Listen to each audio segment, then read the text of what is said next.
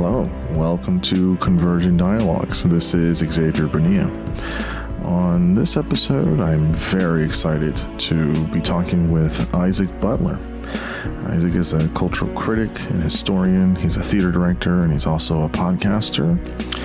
He is the co-author of The World Only Spins Forward, and he is the author of the new book, The Method, How the 20th Century Learned to Act. And that is the book we talk about. I tell the story in the podcast about how I kind of just found the book in a bookstore and it looked fascinating, and it was an exceptional read. Really good book. I also mentioned some of my own kind of experiences with acting myself, and so it was amazing to talk with Isaac for about 2 hours about the history of acting and film and of method acting itself, and then towards the back end of the conversation we talk more about the more current aspects of acting in our in cinema at the moment. We start the conversation by talking about how he came to write this book, what motivated him, why he wanted to write it. We talk about Stanislavski and who that was and how he started his theater studio and system. We discuss the impact of Tolstoy and Chekhov on Stanislavski and how especially Chekhov was, writing these plays and then Stanislavski was using them. We talk about the method and how that started as a system. We talk about the expansion of the method globally, some of the kind of historical, social, cultural things that were going on and how it went, around the world and then across the Atlantic Ocean and into New York. Talk about the impact of Strasberg and Stella Adler and how they became involved with the method. We discuss the differences between the system and then the method as it's known today, and we talk about what the method actually is, what are the components, what it's, what does that mean? And then we kind of get into more of the modern aspects of things, or at least in the 20th, back half of the 20th century. We talk about Marlon Brando, why he was such a genius and is a legend. We talk about the origins of the actor studio. We talk about modern actors that use the actor studio. And then we give some thoughts on current day method acting, if you will. And, some of the people that will say they're doing that or just kind of full immersion types of things. And again, it's a wide-ranging conversation that I fully enjoyed, and so I was really happy to get Isaac on here. He's got a wonderful voice for talking about these topics, and he's very well tuned to this stuff, and it's just so much fun. And I'm hopeful that you get his book and enjoy the conversation as much as I did. And so now I bring you Isaac Butler.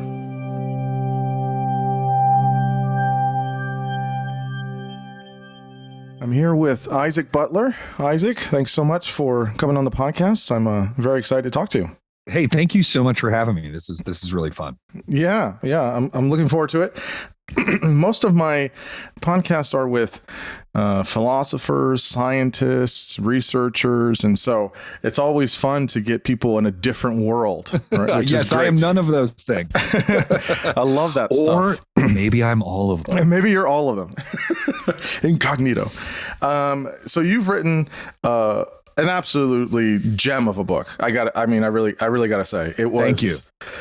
Not only was it well written, it was just easy to follow. It was really insightful, stuff I didn't know, a lot of stuff I didn't know, and I think the whole history of it. And so it's just wonderful.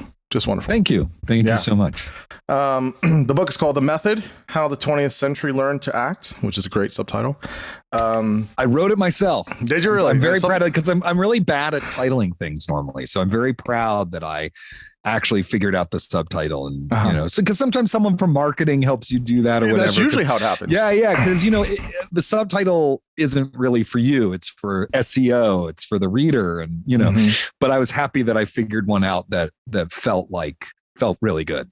Yeah, no, it definitely it's got a good punch to it. So, okay, before we get into the book and everything about the book, tell folks who you are, what you do, a little bit of your kind of, I guess, potted biography, your day job if it is, and yeah, we'll go from there. Man. Well, I'm a freelancer, so I have 700 day jobs. But I loosely define what I do as I'm a cultural critic and historian. That's sort of the framework that I'm most comfortable with. But I am also a theater director, and I also teach at the university level. I teach at the New School in the performing arts department. Nice. I've taught a bunch of different classes there. I'm actually teaching a new class next year, and so I sort of do a bunch of different things. So, and then on top of that, I also have this podcast with Slate called Working, which if people are interested in, they can go to slate.com/working to check it out, or subscribe to it wherever they get podcasts, which is interviews with artists about how they do what they do. So, sometimes that's about work-life balance. Sometimes that's about craft stuff. Sometimes that's about creativity. It's really a podcast about creativity and the creative process, which is a subject matter I'm just deeply obsessed with. As both of my books have on some level been about this. This is my second one, The Method. My first book is co-authored with Dan Kois and is an oral history of the play Angels in America and its era, called The World Only Spins Forward, The Ascent of Angels in America. I did not write that subtitle. And so, I wear a lot of different hats because I'm interested in a lot of different things and I want to keep learning. And so, in some ways my career makes no sense because it's like, oh, you were focused on directing in your 20s, then you moved on to writing. But right when you moved on to writing, you also directed 2 things at BAM and in New York and, all sorts of stuff like that. But it's really just, there's lots of things I'm interested in, and I want to try to find ways to pursue those things. That's you are the jack of all trades and definitely a master of probably most of them because your writing is great. Thank you. Okay, so I'm gonna put my cards on the table here. I came across your book in Barnes and Noble. As one does. Yeah.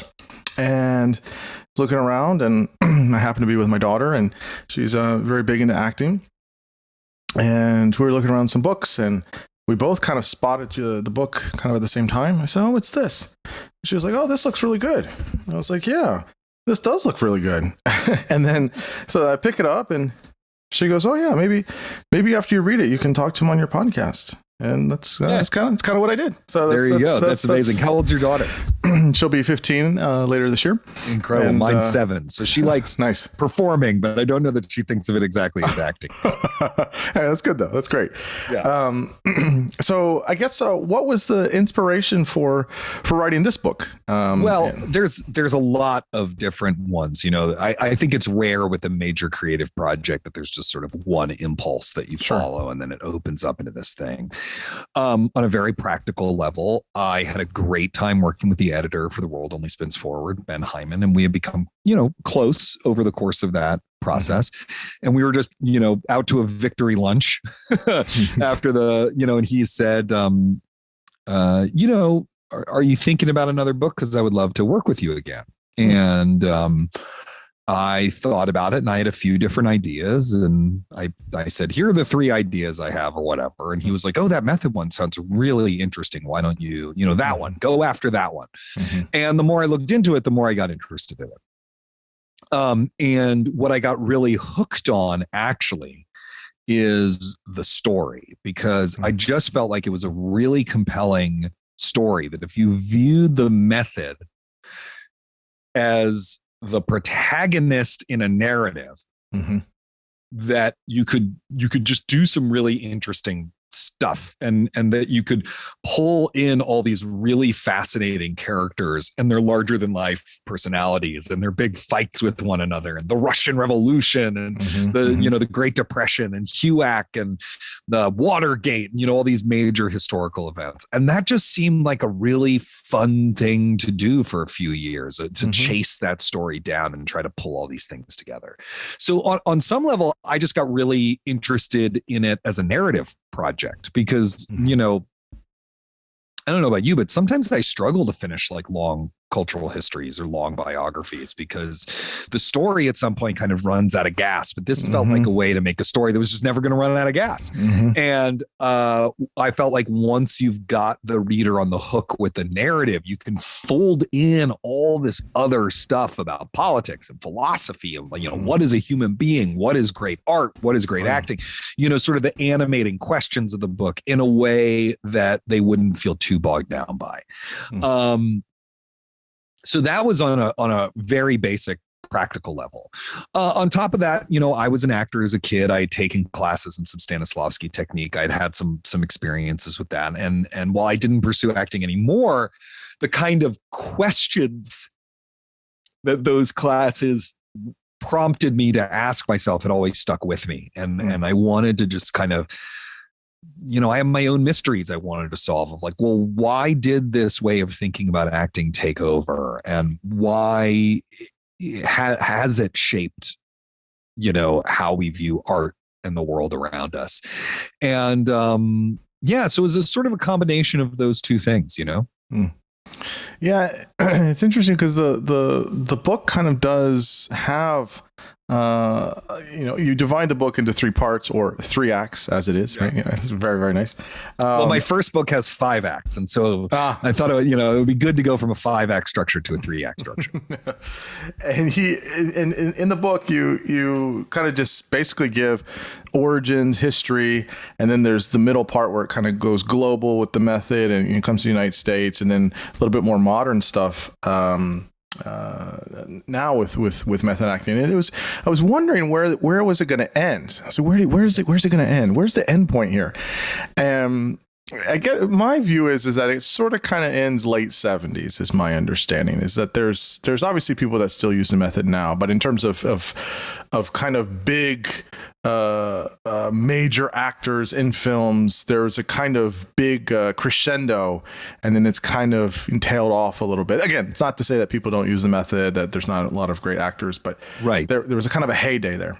Oh yeah, there's definitely a heyday. I mean, there's sort of 2. There's one in the 50s and one in the 70s, but you know, there hasn't been another major heyday of method acting or other forms of Stanislavski technique. You know, that moment is both over and not, in that, you know, there's still a lot of that stuff that we use. There's still a lot of that stuff that's kind of the basis of our taste today. You know, we still want actors to give a believable performance, you know, in which they seem to have kind of on some level become the character. We still think about acting, you know, you think about a character in terms of what does this person want? What is in the way of the thing that they want? What are they doing to get what they want? You know,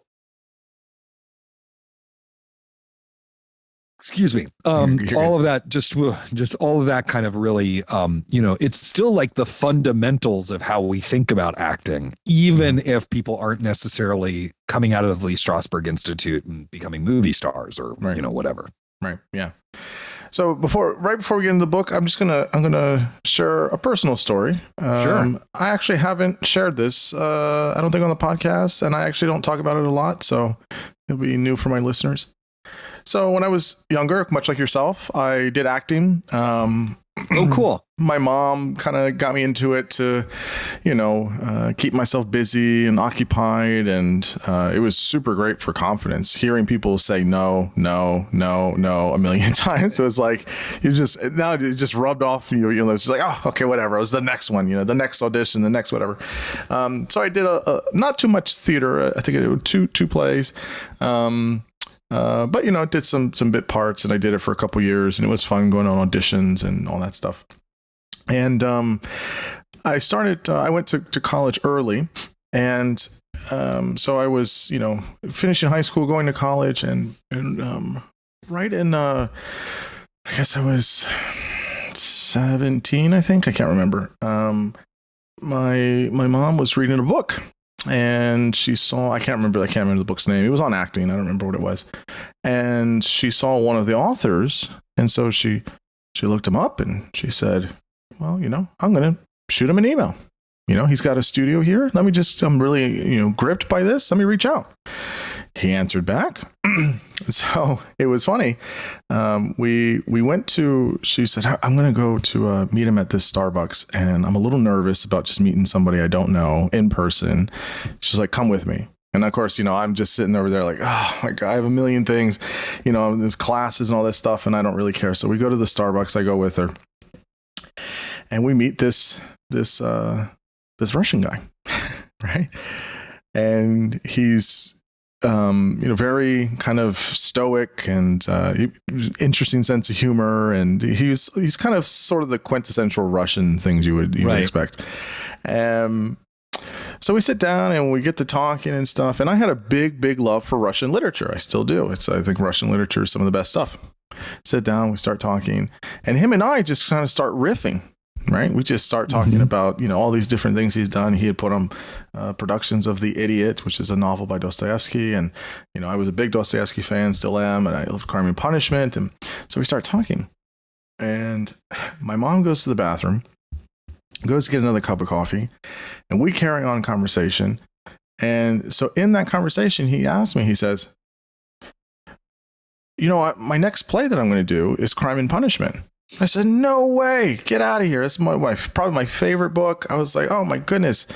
And he goes, do you want to help me do the screenplay? I said, yeah, of course. Absolutely. I said, I've never done that. I was like, but I've read it. I read it every year. I still do.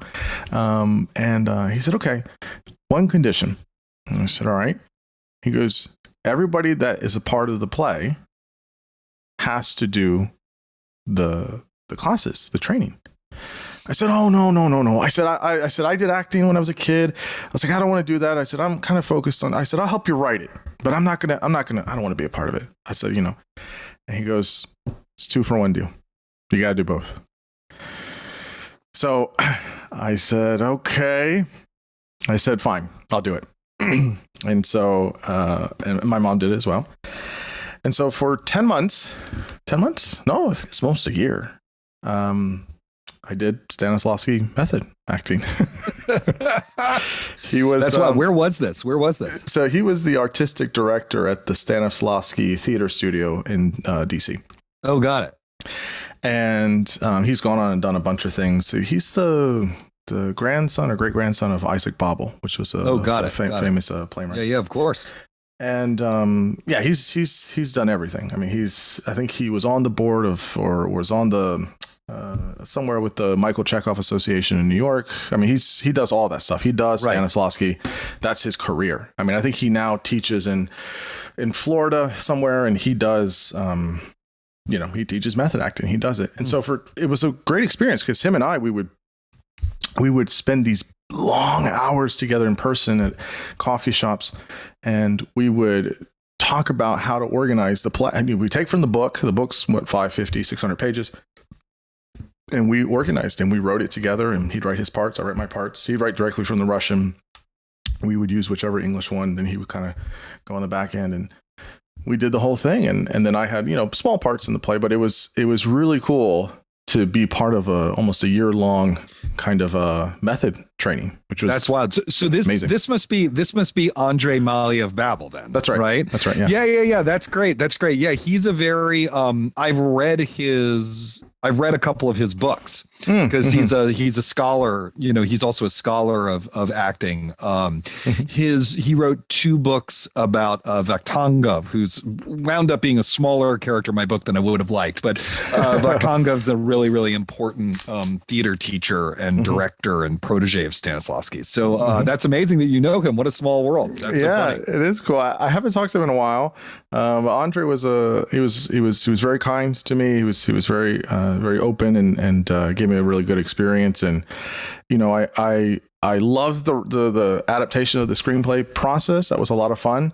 That's amazing. But I grew to really enjoy the method and learning it, and just doing the whole process, and doing these really weird exercises, and having to do all this crazy stuff. And it was just like, what's going on? And then there's somewhere where it clicks over, and then it just makes sense. And we'd pull a lot of that experiencing into how the play ended up being as the group collective. And I remember I told him afterwards, I said, oh, I get it now. I get it why you wanted me to be a part of this. Right. Because he was in it too. I mean, he was in it too. He directed it and, did the whole thing. And then, but he was also in it. And so everyone that had a thing was in it. And it was a really, really cool experience. And so That's great. I have the screenplay somewhere in a box in my garage. So, it was a real cool experience. So reading your book was super cool because I was like, yes, oh, okay. But I never knew the whole history behind it. I knew stuff that he would tell us. But any stuff, long conversations I had with him, but I never knew like kind of a historical account and how it formed and the whole thing. So I really had a big interest in the book because it was like, oh, this is so cool. This gives a lot of context. So maybe you can start by telling listeners who was Stanislavski and what was he trying to do to create a system?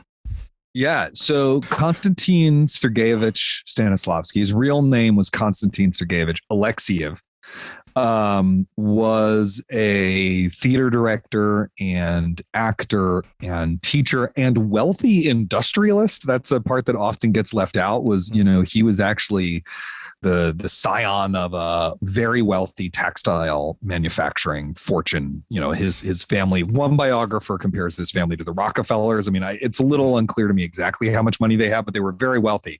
And for much of his professional career as a theater artist, he was simultaneously running their huge textile empire, which I find mind-boggling. He's born in the early 1860s. He dies in the late 1930s. And he really has a absolutely transformative impact on theater making in Russia, Europe, the United States, in what we, I guess, would roughly call the West, although that's not a term that I really love. He is really, his life's work is really a fervent dedication to telling the truth in art, and in particular his chosen art form of the theater. He was trained as a visual artist. He was also trained as an opera baritone. There's a number of different things that he could have gone into, but theater was his great love. And so he really wanted to pursue this idea of more truthful art. And he was really fed up with the conventions of theater making in Russia at the time. And by theater making, I mean on every level, what plays were chosen, how they were put together, how many rehearsals they had, what the sets looked like, what the acting style was. He just thought it was kind of a load of, well, he would call it hokum. That's the word he uses in his memoirs. It was a load of hokum. Like, who knows what the Russian word for hokum is? Anyway, so he and a Russian theater critic and playwright and acting teacher named Vladimir Nemirovich Donchenko got together to found a theater to kind of change the way that theater was made in Russia. And that was called the Moscow Art Theater, which they launched in the late 1890s. And among other things is the reason why we know Anton Chekhov as a playwright today, because Chekhov was a very, very well-known novelist and short story writer, but he actually was sort of considered an embarrassment as a playwright. His play, The Seagull, had this earlier production that was this legendary flop. I mean, it was like The Room, that Tommy Wiseau movie, or Plan 9 from Outer Space of Russian theater. And Nemirovich Donchenko was very close friends with Chekhov, felt like the actual problem was that it hadn't been done properly, because the way that Russian theater was done was too presentational, not naturalistic enough. It was too devoted to kind of oratorical displays. And, it was sort of a rhetorical act rather than, a naturalistic attempt to get to the truth. So anyway, they put on their first season of work, and it's immediately this kind of success. It has this very big impact on Russian theater. And a few years after that, they are on tour in Europe, and Stanislavski has the first of many crises that would sort of change his professional life. In this case, it's a really normal thing that he goes through. He is delivering a performance and it doesn't go well. It's like every actor has dry spells, but he felt like he couldn't. He was very, very upset because he was such a hardcore perfectionist that he had given a performance that was kind of mechanically fine, but otherwise lifeless. And so he starts this process of investigating the inner mechanism of the actor, of what happens when actors are inspired, in an attempt to help actors, including himself, be inspired on demand. And out of this grows the system, which is not only internal, it's both interior and exterior, because Stanislavski did not believe those were separate things. He believed it was sort of all one thing.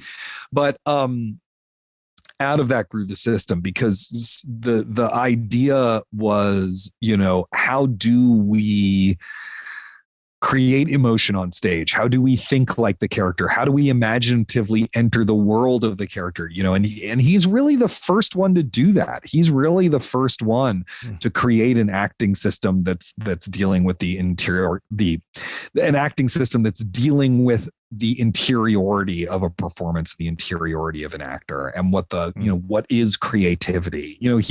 He's really trying to answer those questions for the first time, which is one of the reasons why he's always changing his mind about stuff. And it's also why his writing about it is very complicated and not always that clear.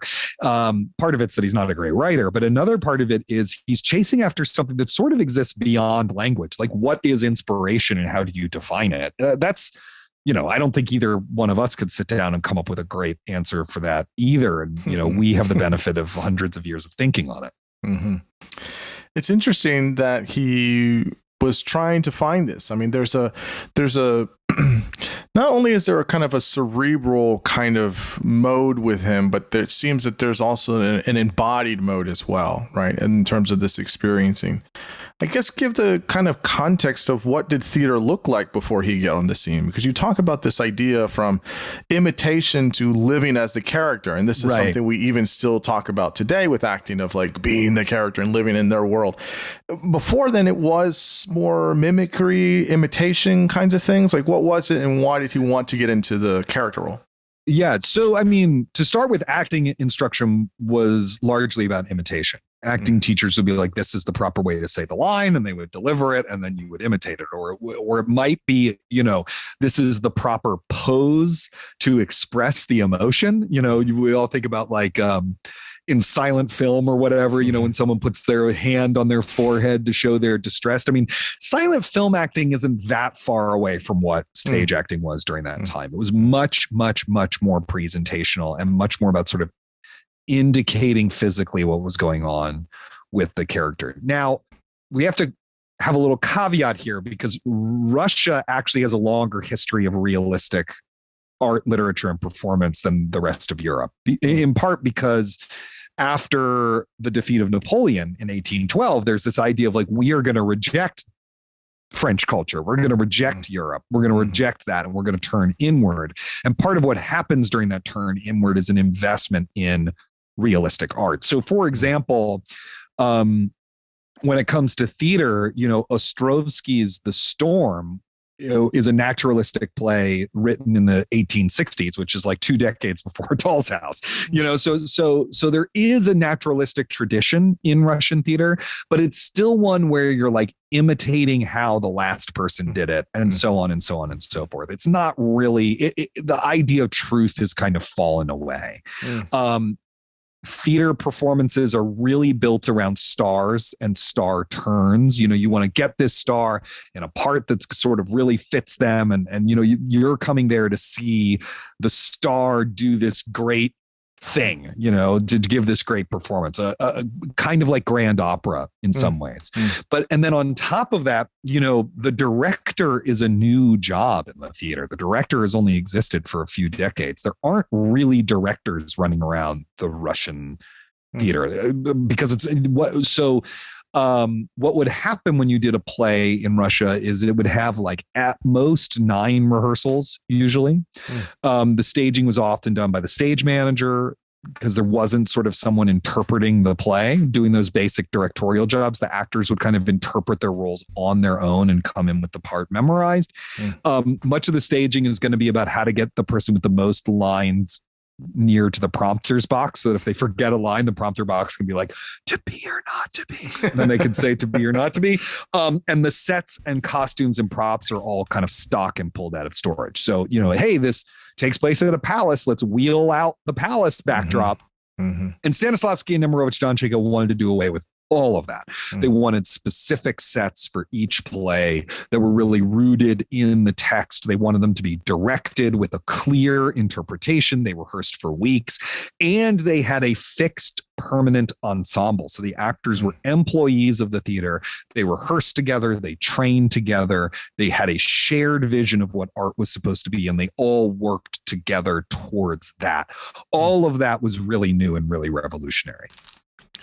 Yeah, I mean, it's something that's so fascinating that we probably take for granted now, because we just, I've been in, plenty of plays, and, we obviously people see movies and shows and all these things, but it's interesting how that was so transformative.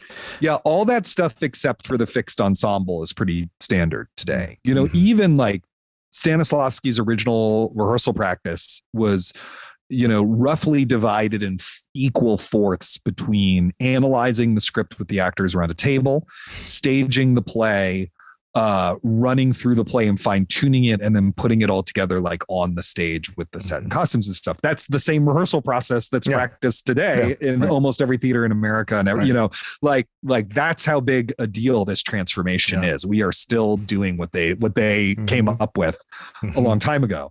Yeah. That, right. The table read, you do the rehearsals, do dress rehearsal. It's all, it's incredible. It's incredible. The dress rehearsal was a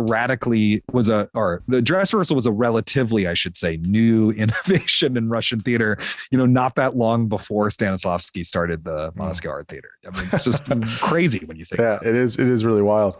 What, just briefly, maybe this is a kind of footnote here, or maybe not, but Tolstoy was obviously a tremendous writer for modernity, but also just for obviously for Russians. Now you mentioned earlier your love of Dostoevsky, and most people are either a Dostoevsky person or a Tolstoy person. You're both. I love Russian literature. You just contain multitudes. If I had to pick, knife to my throat, it's Dostoevsky. If I have to pick, but I mean, was it last year? No, I think it was 2 years ago. Yeah, it was during the pandemic, first in 2020. I reread War and Peace and Anna Karenina, and I hadn't read them in many years. I was just blown away. I mean, I know the story, and I was just blown away again by how just tremendous they are. I mean, they're just tremendous. He was in his later years, in Tolstoy's later years, he was more philosophical. I mean, strict. I mean, he was writing books and essays and things like that. And he has this one essay called "What is Art?" I haven't read it in many years, but I've read it. And how much of that was kind of influential on Stanislavski as well? Tolstoy's big on Stanislavski. I mean, it's a big influence in two different ways. One of them is his thinking about what art is and what it's for. Stanislavski read What is Art? He wrote about it in his journals. That idea that a work of art is really an act of communion between, the artist and the reader, or the writer and the reader in Tolstoy's case, or the painter and the viewer, or the performer and the spectator. Absolutely key to Stanislavski's thinking. Tolstoy calls art the manifestation of feelings conveyed externally. That definition's super important to Stanislavski. And this idea of art as a means of communion, that through telling the truth could unify humanity and make us better people, that's something Stanislavski absolutely believed. And some days I believe it too, on my more hopeful days. But the other way is the kind of co-founder of the system. I mean, he's the guy who Stanislavski's bouncing these ideas off of. He's the first person to teach the system. He also leads Stanislavski to get interested in yoga, which becomes an important part of his teaching, is this guy, Leopold Suler-Zhitsky, who everyone calls Suler, who's a fascinating character all on his own. He's a world traveler. He had been exiled by the Tsar. He had sort of snuck back to Moscow, all this stuff. Suler was a devotee of Tolstoy and a personal friend of his. And in fact, Suler had gone to Canada with a pacifist sect of Christians called the Dukhobors, who were being persecuted in Russia at Tolstoy's behest to help negotiate for them to settle in Canada. And he actually contracted a kidney ailment on that voyage that would eventually kill him many years later. But Suler was absolutely dedicated to Tolstoy, and Suler believed that Stanislavski's system and the teaching of it could be a way to help realize the Tolstoyan principles of art and life on Earth. So, Tolstoy is a big figure in that history.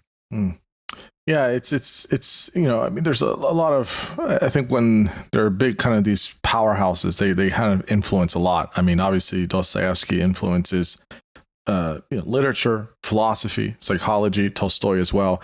It's incredible how they will influence many different disciplines and domains.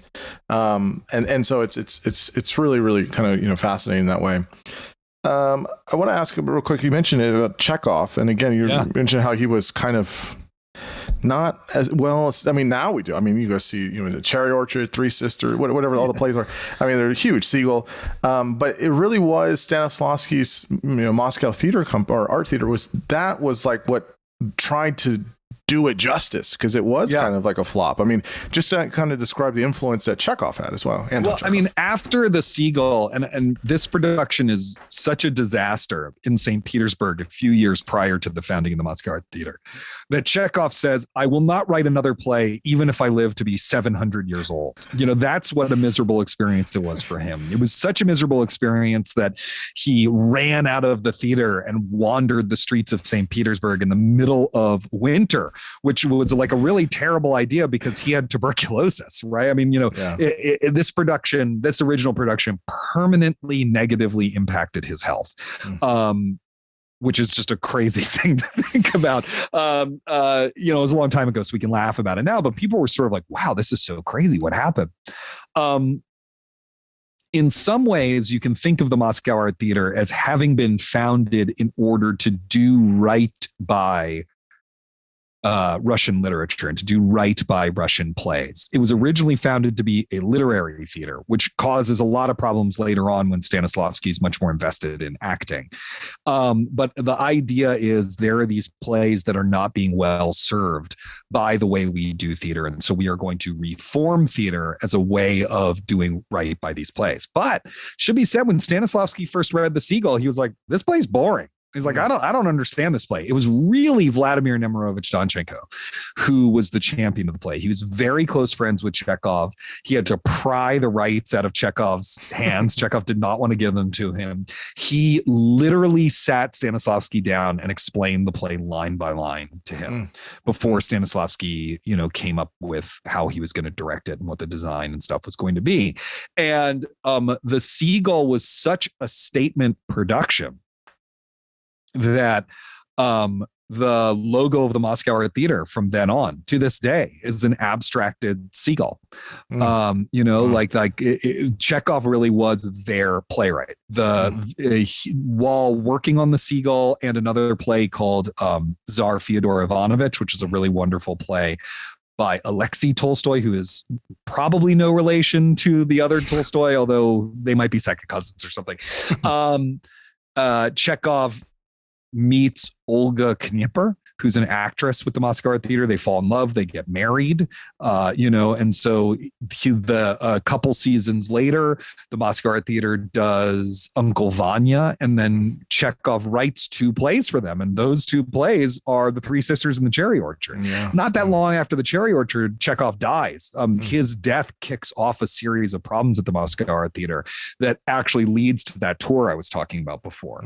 And there's lots of people who, for the rest of the Moscow Art Theater's history, will be like, well, after Chekhov died, they really lost their way. That they just didn't really know what to do after Chekhov died. It was better back then, man. It's sort of like the people who are like, well, I saw Talking Heads back when they were a trio, and let me tell you, that was the real first two albums, and then everything after that was garbage, right? Yeah, exactly. The old stuff. Yeah. Once Pigpen leaves, the Grateful Dead really goes downhill, or whatever it is, which is actually the opposite. The best thing Pigpen did for the Grateful Dead was die. Anyway, so it's sort of that. It feels like that to me. But, after Chekhov dies, they go on a search. They're like, who is our next flagship playwright? And that's Gorky, actually, is their next flagship playwright, who writes a number of wonderful plays that they put on. My favorite one of which is Children of the Sun. But, he really was the mascot, the heart of the theater for its first few years. Yeah, it's just so powerful. We understand, how big Chekhov is. I don't know if people still read it in high school or whatever, but I'm sure you read it in school if you're a theater major. But I mean, he's so tremendous, and to know like when his stuff was really linked with Stanislavski is so fascinating. Yeah, and you can see that after The Seagull, with the Three Sisters, and especially with Cherry Orchard, there's an interesting kind of experimental edge to those plays, even though we think of them as kind of the standard bearers of lyrical realism or whatever. He was really trying to do something wild with what theater was, and push it in really interesting directions. And in fact, before he died, he had outlined a final play that was going to be far, far, far more symbolist in nature, that he never wrote a single line of dialogue for. But it's interesting to contemplate what might have been. Yeah, I saw Three Sisters in a play in Baltimore. It wasn't center stage. I don't remember where it was. It was a small theater. I don't remember where. And it was my first time seeing it, and it just blew me away. It's an incredible play. Yeah, it really is. You talk also in the book about the stage and how that was super important. The stage was important, and then the breaking the fourth wall, where they would, in this case, talk to the audience. We see that now. I mean, obviously you can think of a million, it's almost a trope now, but people can do it well, I think. Obviously Ingmar Bergman's Summer with Monica is huge for breaking the fourth wall. It's tremendous. Right. There's plenty. That's a fun fact. There is one slight moment in Doctor Strange, Multitudes of Madness, or whatever it is, the new one just came out. I saw it last night, and there's one slight moment where Wanda looks at the camera. I said, "Oh, really? There it is." Oh, that's wild. It comes out even in these little moments, in something so far removed from cinema. That's funny. Yeah, I mean, so theater is really important in Russian culture. It only gets more so. I mean, after the revolution, it's like every neighborhood has its own theater company. I mean, you have to remember that like 80% of the country is illiterate. For much of the 19th century, the state exercised really, really tight control on theater. So there actually was no public theater that the state didn't control for much of the 19th century. That was different by the time Stanislavski was producing, but there were theater could happen privately on your estate, or you could go to one of the imperial theaters to see it. Those were really the only two options. That was how they exercised censorship. And the theater on those estates was often performed by slaves. Wealthy landowners would have slave theater companies, and it was considered, I mean, we call them serfs, but they were really slaves, and serf theater companies were elite. They were really well trained. It was a mark of prestige that, I would come to your house for dinner, and then your really expertly trained, brilliant group of serf actors would perform, some scenes in a song or whatever. I mean, they were also triple threats. They could dance, they could sing, they could act. And so the liberation of the serfs in the early 1860s unleashes on the country all of this theatrical talent, which has a real transformative effect. As does the sudden allowing of professional theaters in Moscow and St. Petersburg. But there's still a whole lot of censorship. That's part of sort of, I think, where maybe this is fanciful, but where the emphasis on subtext in a lot of, what Stanislavski is doing comes from, that they have to get these plays approved by like 3 different censorship boards. There's one censorship board that evaluates whether a play can be read or not, and then there's a stricter one that's about whether it can be seen or not, and they demand changes and they rewrite the plays and all this other stuff. And then there's a third one, which is the church has to sign off on it too. And so a lot of, I think, the emphasis on subtext has to do with like, well, where is the truth going to come from? The truth is going to have to come from the production, and it's going to have to come from the actor. Stanislavski does not break the fourth wall much until way later when he gets into symbolism. In the early work, he's actually a real revolutionary in terms of how fervently he's insisting on the fourth wall. So he doesn't invent the fourth wall. I don't think we really 100% know where that concept comes from. Moliere talks about it a little bit, but then people also speak to the audience at some Moliere plays, so who knows? But, he had this idea of like, how can we really use that fourth wall in interesting ways? The audience really just feels like they're spying on something. So in that first season, there's 2 really good examples.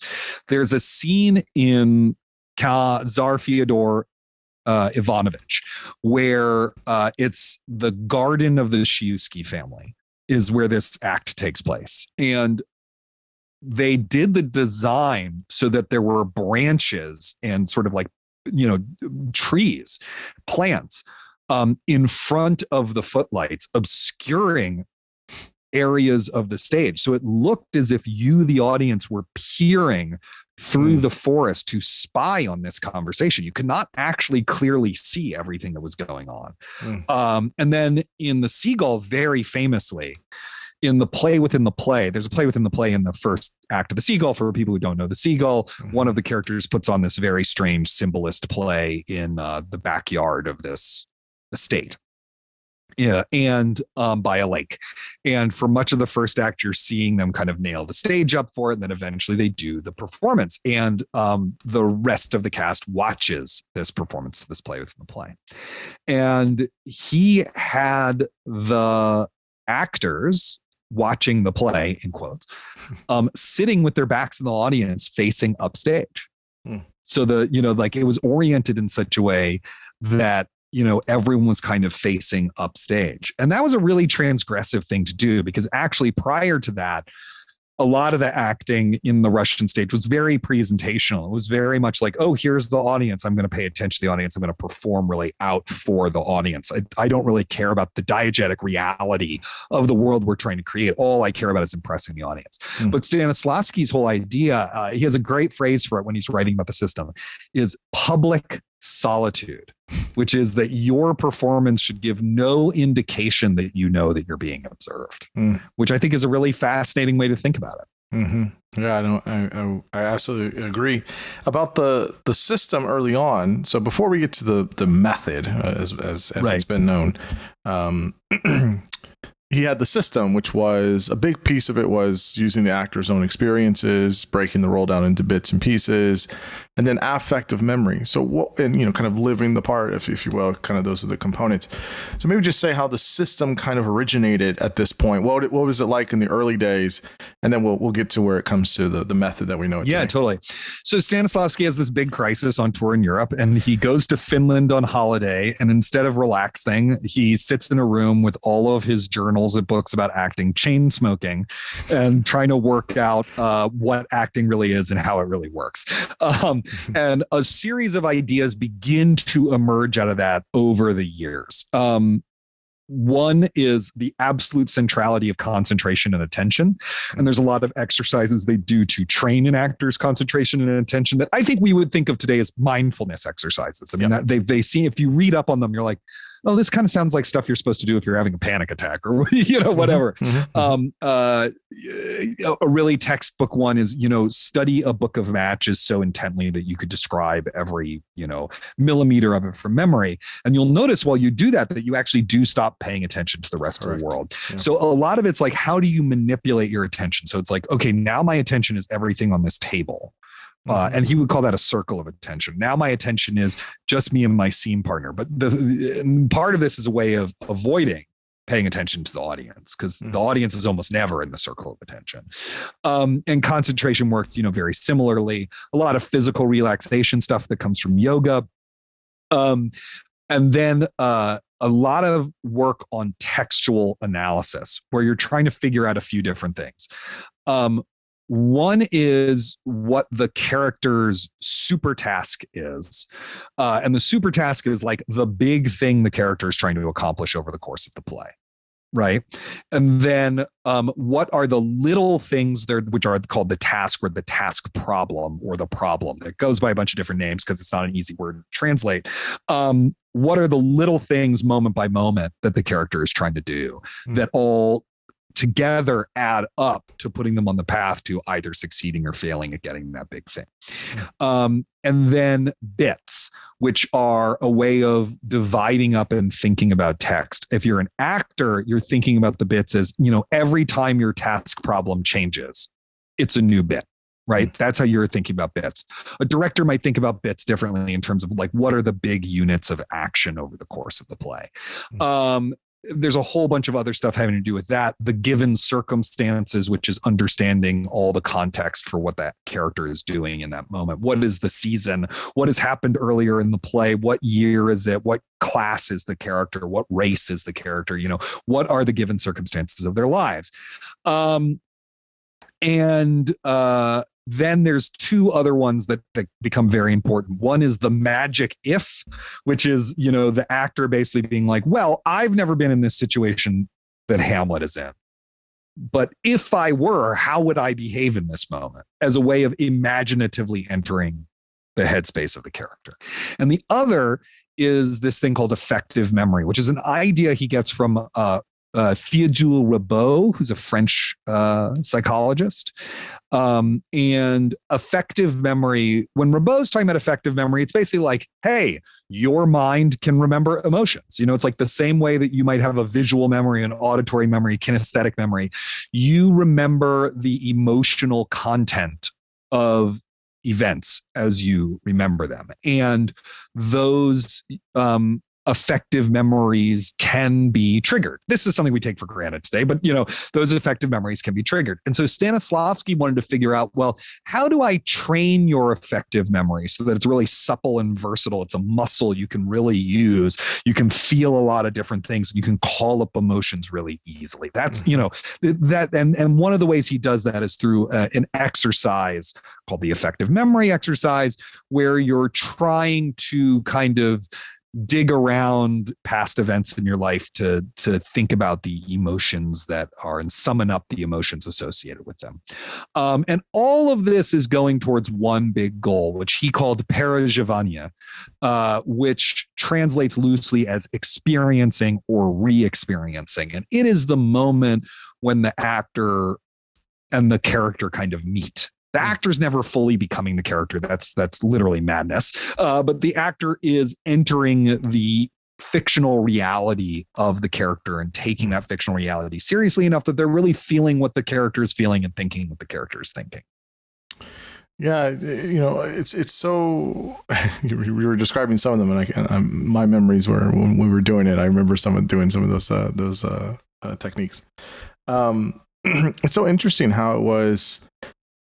Again, it's very systematic of how to do acting, and that up to that point hadn't really been there in that way, and how it still persists. We still see that in many aspects still today. It's incredible. I mean, there is no acting system that has come forward and supplanted this. There's been lots of people who have tried. There's lots of alternatives. I'm not saying that there's anything. I'm not saying that Stanislavski is the one true path to great acting. Do you know what I mean? Like, there's lots of different ways to get there. But it is true that like no one's really come along and overturned it. It's not like someone's come along and been like, no, actually, why don't we do? This is actually how the interior mechanism works, or whatever. I'm going to make a few people really upset by making this comparison, but whatever. In my mind, he's kind of like how Freud was for psychology. Right. Now people have, he's a fraud, he's this, he's that, and people say that about Stanislavski too. So yeah. I mean, Freud has his issues. Don't get me wrong, but I mean, what he did in making a system for a whole discipline is tremendous. Now, and people have gone on and totally like made it contemporary and changed things. Even while he was still alive, they were no, this is crap, dude. Like, no way. Like, this is not.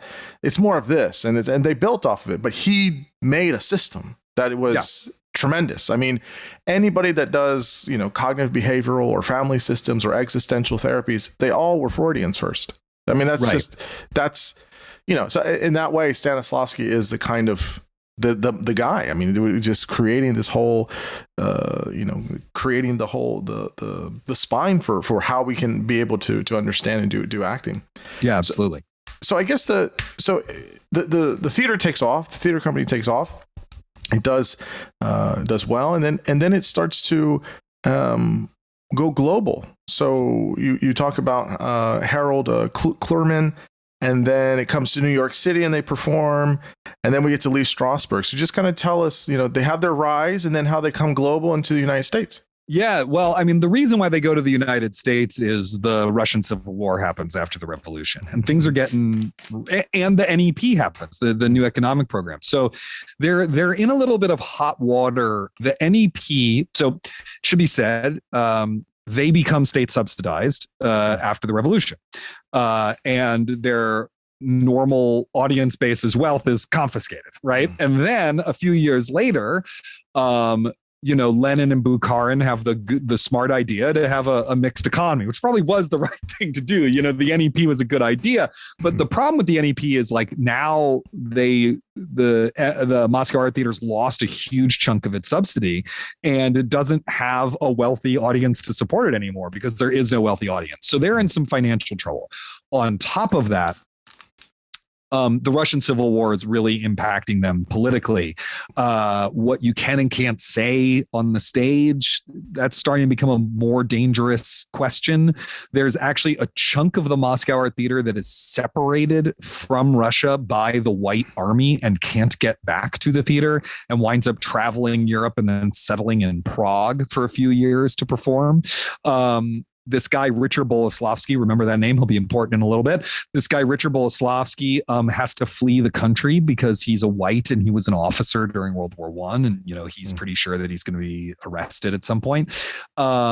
And he was one of Stanislavski's biggest proteges. The other big protege, Evgeny Vakhtangov, who, Mali of Babel is one of the major authorities in the world on. Vakhtangov dies of stomach cancer. So, like the next generation, who knows what's going to happen with them? This sort of shit is going on. And so they're kind of like, I think we got to get out of town. I think we got to get out of town and go on another tour because that tour in 1906 went so well. Let's get out of town. Let's go on a tour and let's make some money. We need money. And then Morris Guest, this Russian immigrant to the United States, but he's now an American theater impresario who brings a lot of stuff over from Europe, wants to bring them over. They agree. They cable the Prague group of the Moscow Art Theater and say, we are going to the United States. Come on, it's time to reunify, and then they go to New York. It's like the Beatles on Ed Sullivan. I mean, when they hit New York City, it's crazy. Their first performance on Broadway gets a 30-minute standing ovation, a 30-minute standing ovation. John Barrymore writes a letter that he allows to be published in the New York Times that says, this is the greatest acting the world has ever seen. I mean, people are going bonkers. One of those people, a couple of these people are Lee Strasberg and Harold Clurman. Harold Clurman actually saw the Moscow Art Theater in Paris, which was where they did sort of like a little sit down before they went to the States. And Clurman was there studying at the Sorbonne with his roommate and cousin, Aaron Copland. And, he's totally blown away by it. He comes back to the States a little bit later. Lee Strasberg, who's a great lover of theater, who wants to be an actor, is so stunned by what he sees that he actually sees every performance the Moscow Art Theater gives in New York City before they move town. Everyone's going crazy for it. Everyone wants to know, what's the secret? How do they do it? What's their special sauce? And so Stanislavski authorizes Richard Boleslavsky, who I told you was going to be important, to start giving a series of talks about the Moscow Art Theater and the system, because Boleslavsky speaks English and Stanislavski does not. And so Boleslavsky starts giving this series of lectures. And gradually those lectures turn into an acting school. And at that acting school, Bolli is what everyone called him. Bolli ran the school, Bolli directed the plays at the school, and Bolli lectured. But the day-to-day work in the acting classes was done by another member of the Moscow Art Theater who could not go back to Russia for political reasons, Maria Ospinskaya. And so the two of them are really the guiding force behind this. And three of their students are Lee Strasberg, Harold Clurman, and Stella Adler, who would go on to be, Lee Strasberg is probably by the time he dies, the most famous and influential acting teacher in the history of America. Right. Stella Adler is his greatest rival, and Harold Clurman is the greatest theater critic of the 20th century. And so, and then not that long after they leave that company, Lee Strasberg and Harold Clurman, along with a producer named Cheryl Crawford, found the group theater, which is really where the method is born. And their star actress is Stella Adler. So it's so interesting how then it just takes off. It really takes. I mean, it was already huge. Obviously, they come over here, they're getting ovations and stuff. But how it did in the United States is so fascinating. So maybe tell us a bit about this rivalry with Lee Strasberg and Stella Adler. How did they become frenemies or just enemies, or how did I don't think they ever were friends. I don't think there's any, I really don't think they were.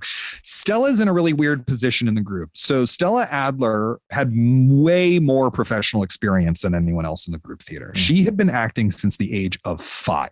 Her father is Jacob Adler, who is probably the greatest actor in the history of the Yiddish stage. They were rich as a result of his theater empire. She had been raised with a German governess and a French governess. She spoke multiple languages. She and her mother, Sarah Adler, also an important actress, would go to Paris every year for the latest fashions. She was royalty. That's what she describes it. The phrase she uses is born into a kingdom. Right. And she is the princess of that kingdom. And that kingdom, by the time the group theater comes along, is starting to fall apart because of assimilation and, all sorts of other things. So, and she is, as her later career makes very clear, a genius in her own right. But she is both a woman and an actor in the company. So she doesn't have a lot of power and she doesn't have a lot of say-so. And she is very skeptical of Lee Strasberg. Even people who loved him would say this, very unpleasant person to interact with socially. A lot of times he's very cold. He's very shy. He gets angry very quickly and starts screaming at people when they disagree with him. He's really a my way or the highway kind of guy. He literally doesn't say hello and goodbye to people because he thinks they're pointless. He's a difficult guy to get along with. And Stella has a very, if you listen to interviews with her, she sort of talks like this. She has a very grand manner. She is hello. She tells this story in one of the videos from her acting class where she says, I tell this story all the time that I was at Tiffany's buying some jewelry. And, as I went to check out, the woman who had helped me said, Miss Adler, you have such a beautiful accent. Are you English? And I said, no, my dear, I'm just affected. So that's a great story. yeah. And then the other thing is that there's sort of this weird love triangle because in the middle of it is Harold.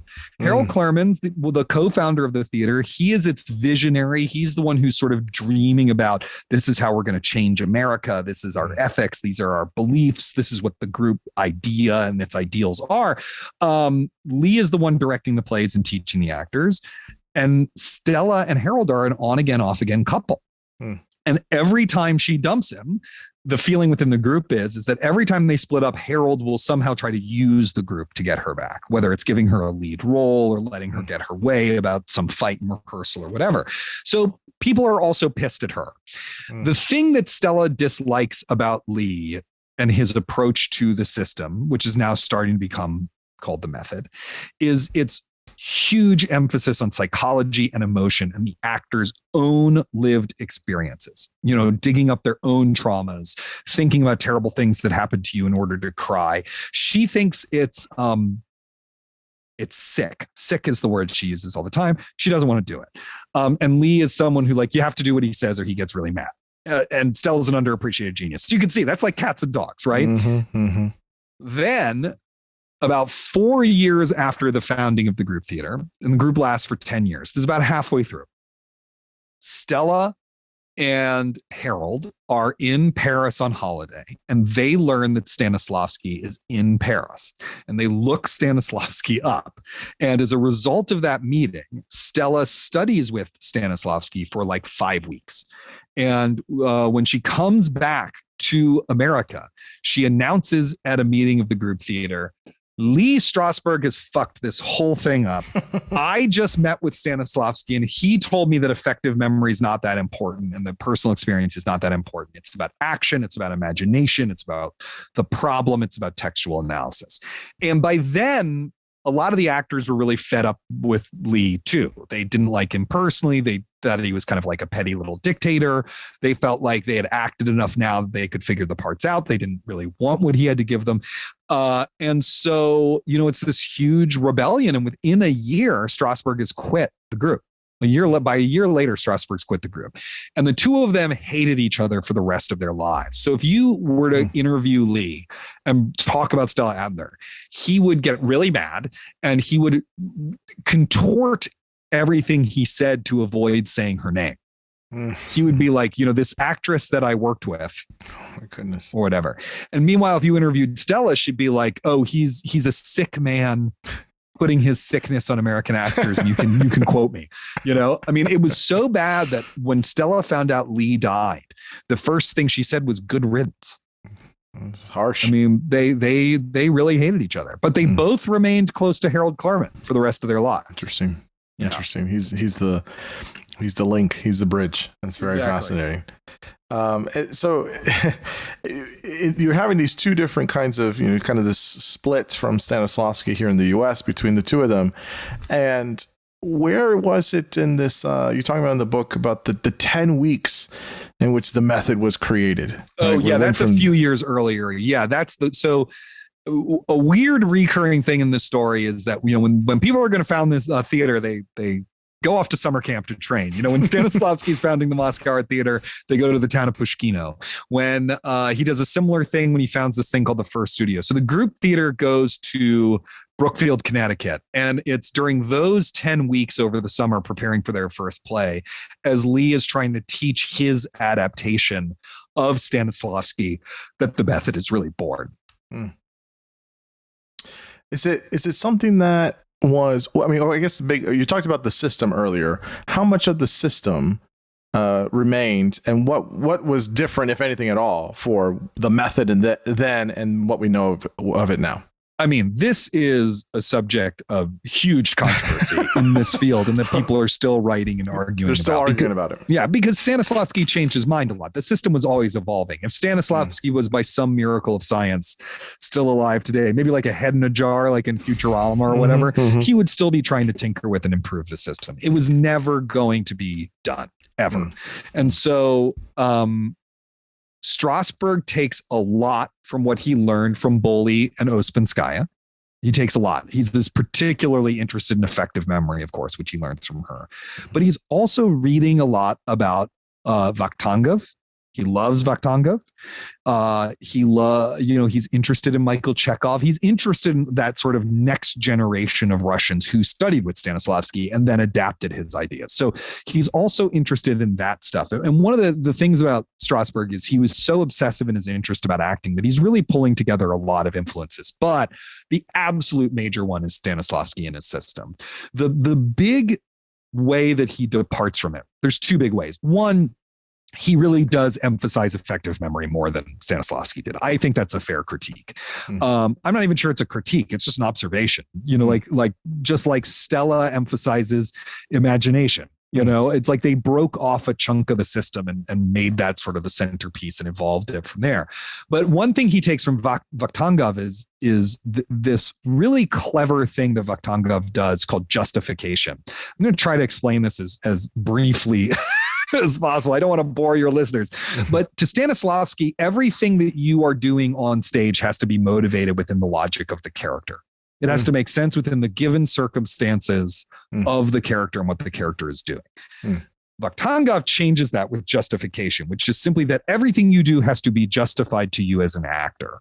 So, for example, let's say you've been told by the director, I need you to stay seated in this scene. And you feel like, well, maybe the character would actually get up and move around. Okay. But the director's like, no, screw you. You have to stay seated during the scene.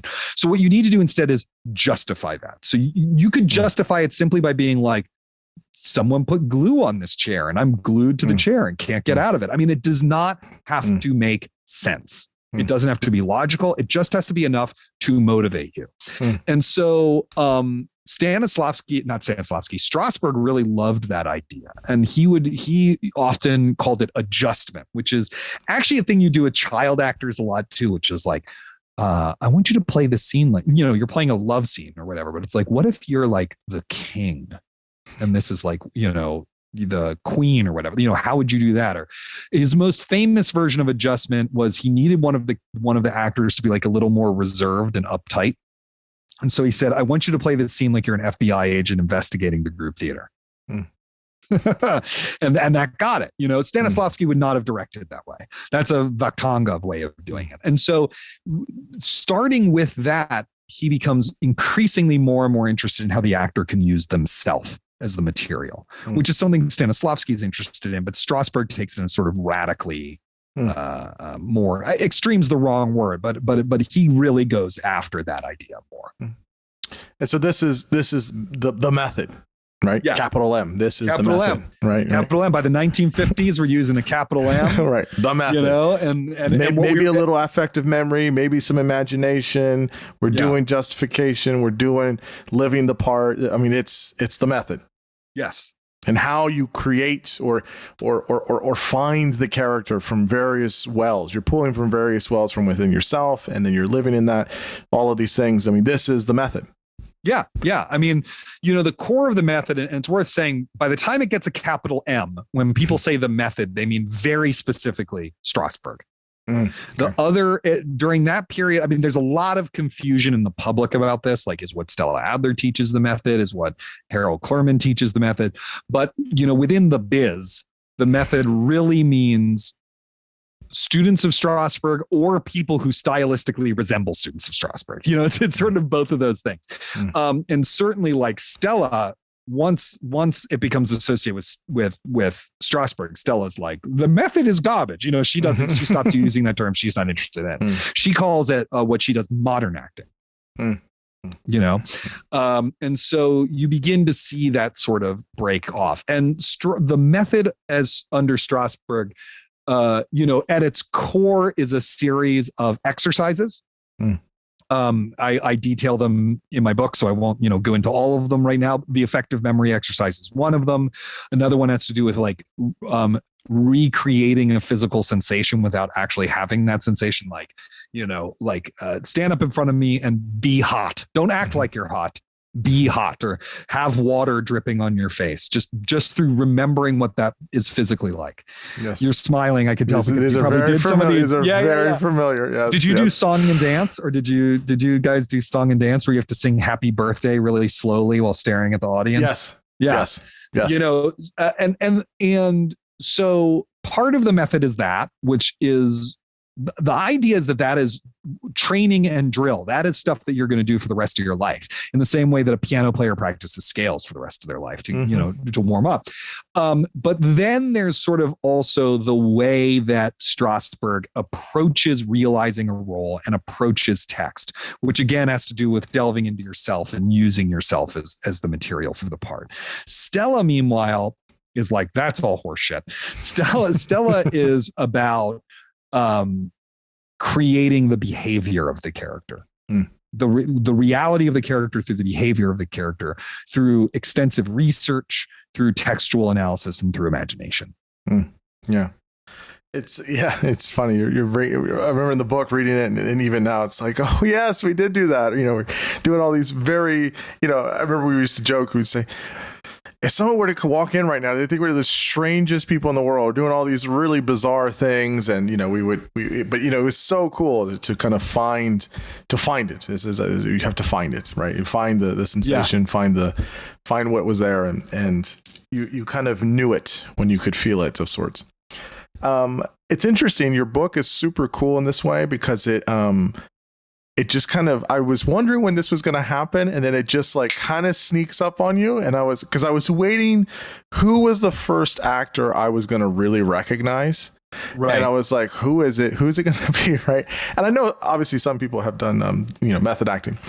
And so we get, into the book, I think towards the end of the second part, and and you kind of say it in the book, you say, and this actor was Marlon Brando, and I was like, oh my goodness, just like the legends, and so and then it's like all legends from then on out. Yeah, there's all it's like the floodgates open. Right. Which is why I want to give him a kind of big triumphant entrance into the book, because it's like now we're into stuff you at least think right. I mean, Streetcar Named Desire. I mean, obviously everyone knows The Godfather. But what was it about him that made him special? Because even folks that were like, that were training him were like, he's special. He's really special. Yeah, I forget who it is who said that one of his contemporaries, maybe it was Shelley Winters, I don't remember who, but taking Marlon to acting school is like taking a tiger to jungle school. He's so naturally gifted. It's almost like, what's the point? Yeah. So, what is it about Marlon Brando? So a few things. First of all, I think it can't be said enough that he's beautiful. Oh yeah. Dude, that his physical beauty is absolutely important to this style of acting breaking through during this time period. If it was all ugly people, I don't think it would have happened, but you have he's so beautiful. You can't help but want to watch him all the time. He's a true original when it comes to acting, in that, he is just able to reach this level of naturalism that no one had ever really seen before. And sometimes he does it through methods that bewilder or frustrate or enrage his coworkers. Like, he'll never say a line the same way twice. He's a very mercurial trickster kind of guy. He's doing all these interesting things with his body and voice. And he's really trying to go for reality in this way that no one had ever really achieved before him. Mm-hmm. What was it? Is it Last Tango in Paris? Is this right? Is that the film he was in? He was in Last Tango in Paris. That was the controversial one, right? Because he was doing stuff with his co-star. I'd have to look up the notes for that one. If I remember correctly, her beef was more with the director than with him. They worked out that there's a scene where his character and her character have anal sex using a pat of butter as the lubricant. Somehow this story has gotten distorted into he really had anal sex with her in that moment using a pat of butter as lubricant, which of course did not happen. Do you know what I mean? But there was something about the staging of that scene and what was going on, and it had not been cleared with her in advance because the director wanted to get a kind of spontaneous reaction out of her, and she felt justifiably very traumatized by that. But I don't actually remember the details enough in this moment to be able to get into it. I mean, Marlon Brando, I don't know. He pissed a lot of people off over the course of his life, in part because he was a very selfish actor. He was going to do whatever he needed to do the part, and he did not really care about what you needed to do. You needed to take care of yourself. Yeah. I mean, I don't want to do this to you because this is like too hard to do, but is there a performance he has done that you think is his best, or one that's maybe your favorite? I mean, that's hard. I mean, I do think that if you watch Streetcar and On the Waterfront, I mean, not to just play the hits, but if you watch Streetcar and On the Waterfront, you even today, you'll just be like, Jesus Christ, I've never seen anything like that. I've seen those movies many times, and every time I'm like, Jesus, this is incredible. It's powerful. I think one of his most underrated performances is in Julius Caesar as Mark Antony. He's really great in that. Good enough, yeah. I mean, obviously The Godfather, and then he parodies The Godfather in this very weird movie called The Freshman with Matthew Broderick. It's actually really great. And I'm going to go to bat as if we're talking about weird, undersung Marlon Brando performances. There's this performance he does in Arthur Penn's revisionist Western, The Missouri Breaks, with Randy Quaid and Jack Nicholson. And what he does in that movie is, again, almost indescribable. He's playing a bounty hunter who's like got an Irish accent, but he might be pretending to be Irish. And then later on in the movie, he disguises himself as an American. So he does an Irishman's American accent during that sequence. He's like always whistling and singing weird songs. He's sort of this like Lord of Misrule character, except he's also a cold-blooded killer. It's a really wild performance that if you're a fan of his acting, I suggest seeking it out. I haven't seen it. I think it sounds very familiar. I haven't seen it though. It was interesting. I took my daughter to see the anniversary of The Godfather. Was it earlier this year? I think it was earlier this year. Yeah. I think it's some places it's probably still in theaters, but this is the 50th anniversary. Yeah, the 50th anniversary, and is restored, and and we saw it in a theater, in IMAX or whatever, big screen. Amazing. And yeah, I mean, I've seen that movie so many times. This the day my daughter's wedding. Listen, I was, that's a solid 3-hour movie. My daughter's seen it. She loves it. And I remember I glued to the screen. I'm mesmerized. I know what happens. I've seen it so many times, but just seeing it in that format, the restoration was great. And I was just like, man, this movie is something. It is super special. And his performance is, it's insane, and it's an incredible performance. Yeah. One of his last films, I don't know if it was his last, it might be the last one, was the score. That's the one with Edward Norton. I've seen that movie. It's not very good. It's not very good, but again, his performance is interesting. Yeah, right? No, I mean the thing with Brando. Yeah, the thing with Brando is he's always interesting.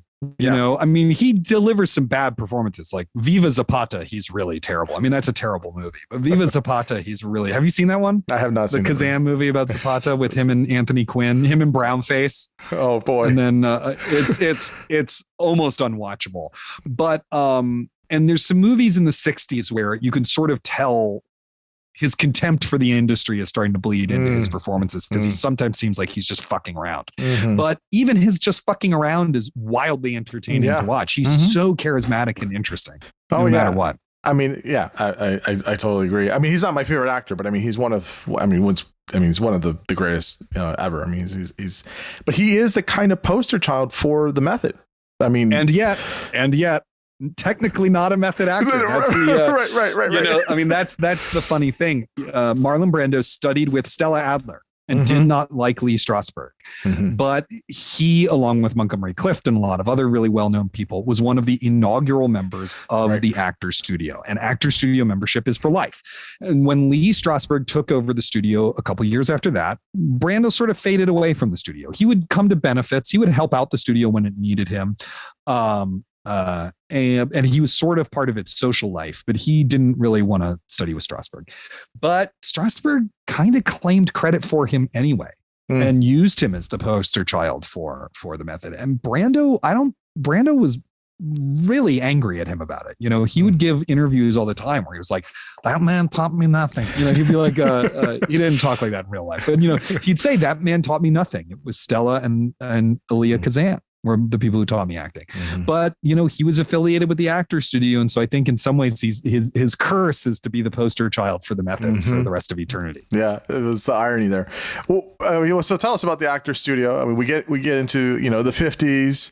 These new actors are fashioning themselves as artists, and so we have this formation of the Actors Studio. So tell us what the Actors Studio was and is, and some of the big name actors. So in the late 40s, Elia Kazan he's on his way to becoming simultaneously the best and most respected Broadway director and film director. The only one ever in the history of this country to have both of those crowns at the same time. But he misses the group theater. He came out of the group theater. That's what he was raised within. He started as an intern there, and he misses its values. And so he decides to try to put together an organization that would have those values, but not have to worry about producing plays. And out of a conversation with a bunch of people, particularly two ex-group members, Cheryl Crawford and Bobby Lewis, they come up with this idea for the Actors Studio. And the whole point of the Actors Studio is it's a place for the already working professional actor to stay fresh, improve, work on parts of their craft that they feel a little shaky on. It's a gymnasium. That's the they keep talking. They say it's not a school, it's a gymnasium, right? So the same way an athlete needs to train, actors need to train. And so you create this space for them. Its inauguration, they have two classes, one for relative beginners taught by Bobby Lewis and one for experienced actor. Oh, sorry. One for relative beginners taught by Elia Kazan and one for experienced actors taught by Bobby Lewis. Within a year, Kazan and Bobby Lewis have had a falling out. They reconcile a few years later, but they have a falling out and Bobby Lewis quits the actor's studio. And about a year later, they invite Strasberg to come and start giving some lectures and then maybe start teaching occasionally and everything like that. And then a couple years after that, so now we're in the early 50s, Kazan realizes he doesn't really want to teach, and he's not sure he's good at it. His students say he was very good at it, but he decides that that's just not really what he wants to do.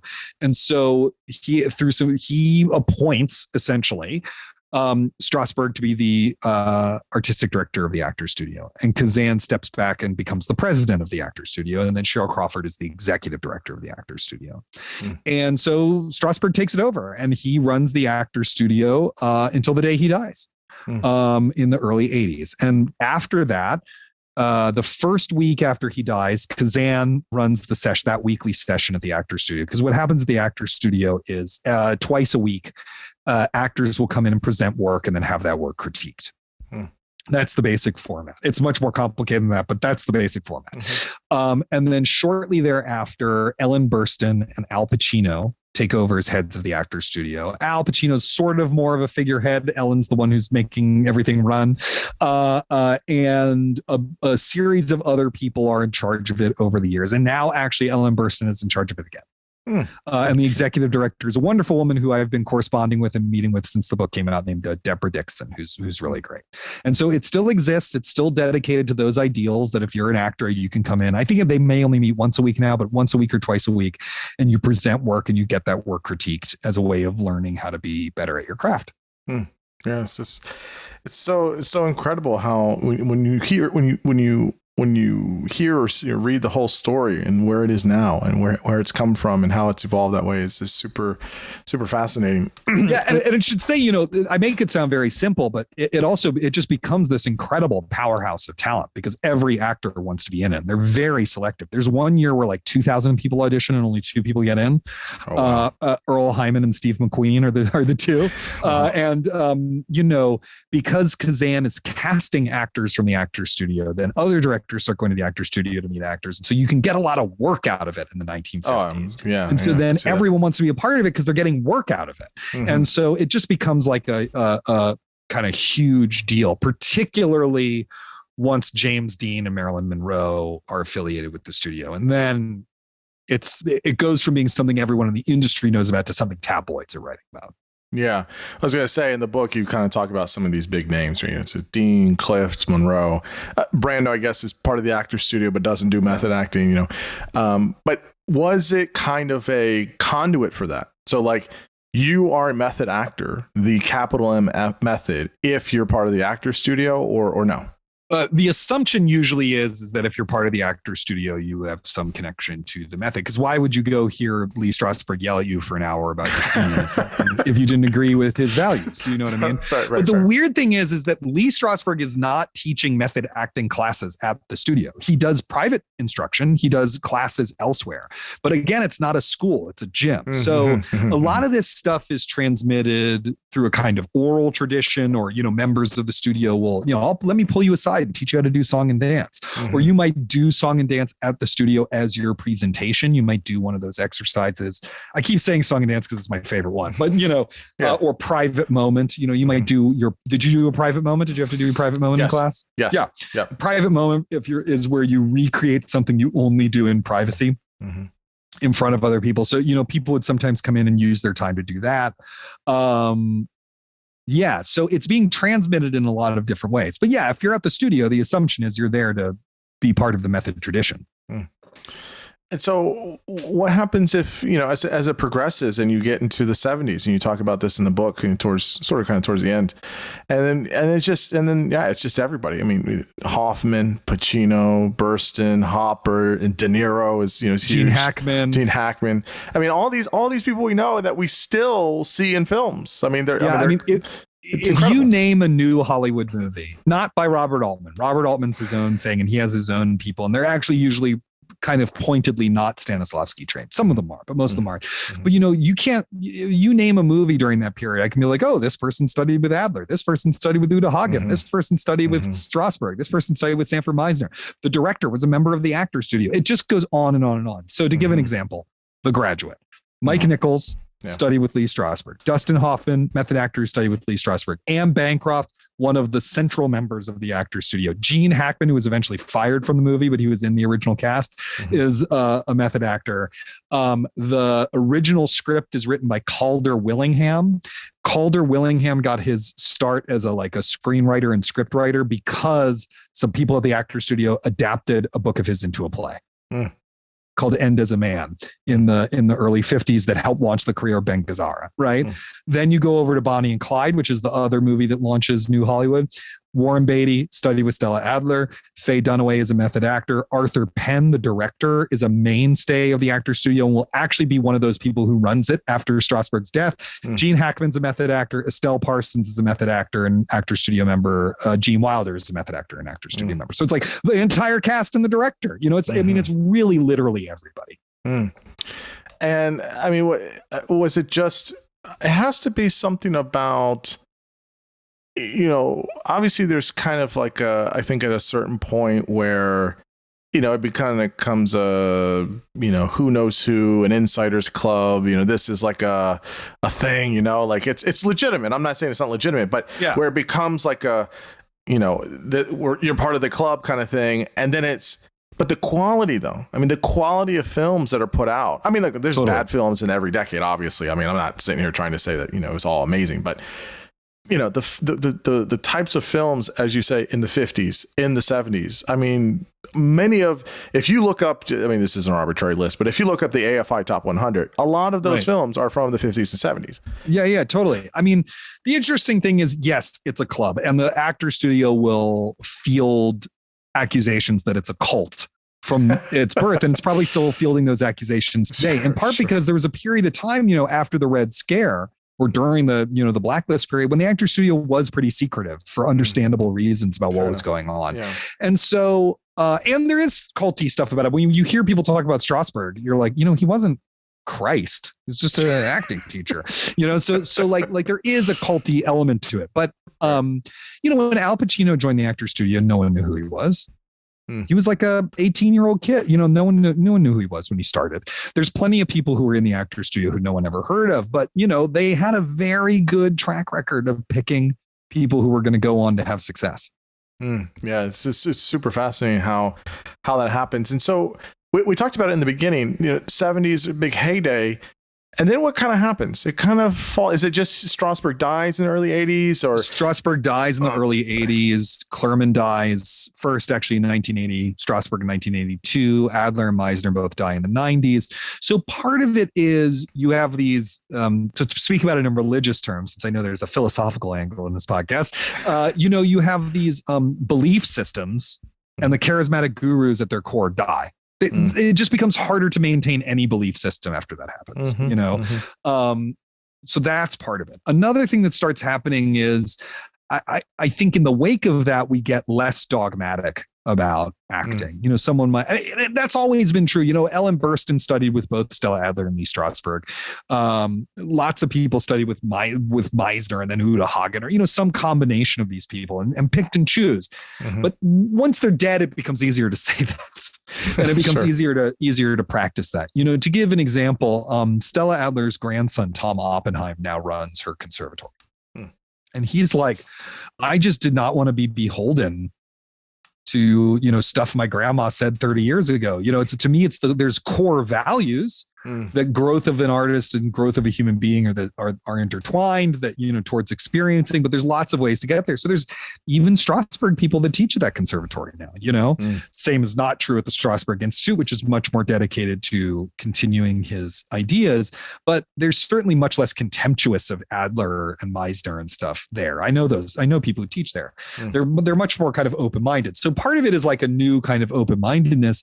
And also, the movie business changes, and what the movie business wants from actors changes. And so you get a rise of, new charismatic movie stars like Tom Cruise and the Brat Pack and all those folks.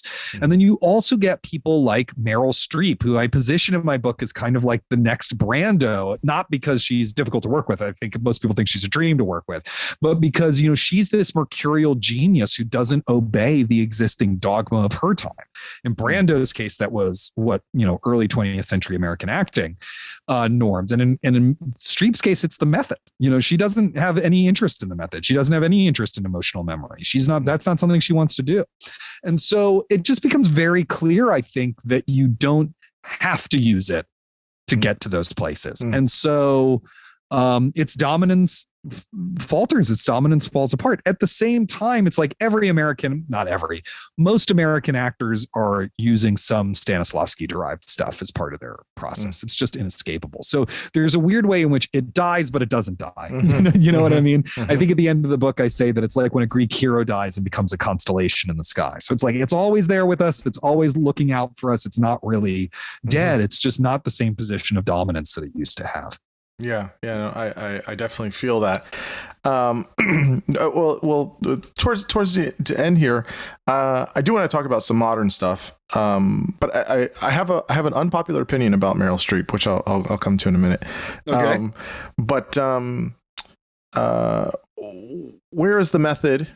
Capital M method, kind of in a strict sense. Like if somebody said, I want to go to acting school and I want to learn the method, I want to learn Strasberg or Stanislavski, like where does that sit now? Right. Obviously people pick and choose and they're going to do this whole thing. But if you want to go and get some serious training in the full blown, does that exist still? Like, yes. Yeah. You go to there's two institutions you can go to. You can go to the Lee Strasberg Institute of Theater and Film, which has a school in New York and a school in LA, or you can go to the Actors Studio MFA program, which is now part of PACE.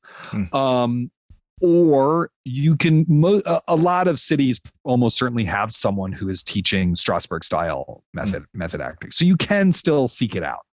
Though I think the one of those teachers that gave birth to the most other teachers though, is actually Sanford Meisner.